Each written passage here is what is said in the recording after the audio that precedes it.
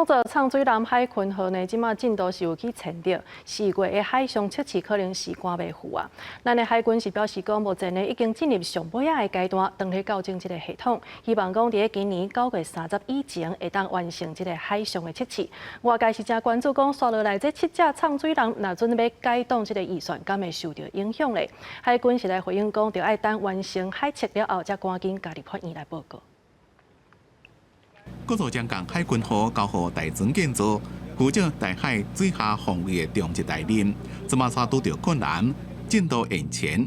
原本是4月要开始海上测试，不过因为天港测试有几项缺失，无完成改善，4月海测目标恐惊会跳票。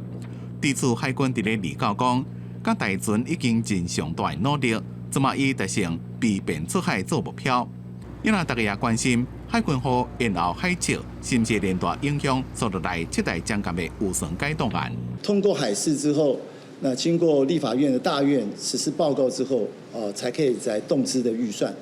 那这个部分，如果在今年的9月30号我们完成测试之后，我们就会向立法院来实施大院来实施一个专报。海军强调，将舰是关键战力。 会以9月30进前完成海测做目标。另外，国军强化整体战力，目前予一个E2K 有经机旧能正久。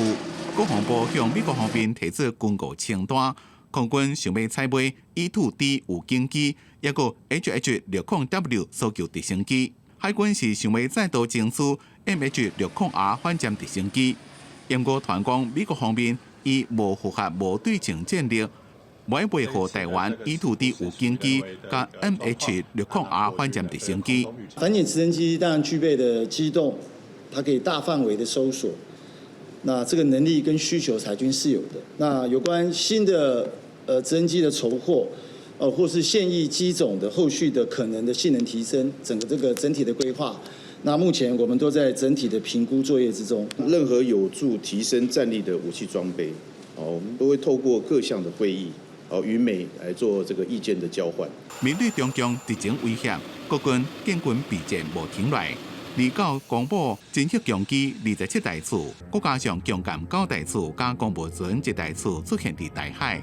因为美国的海军驱逐舰劳伦斯号23经过台湾海峡，但是咱方正罕见无公布。对此，国防部回应讲，美军的舰艇通过大海符合自由航行，未特别对外公布。公司新闻采访报道。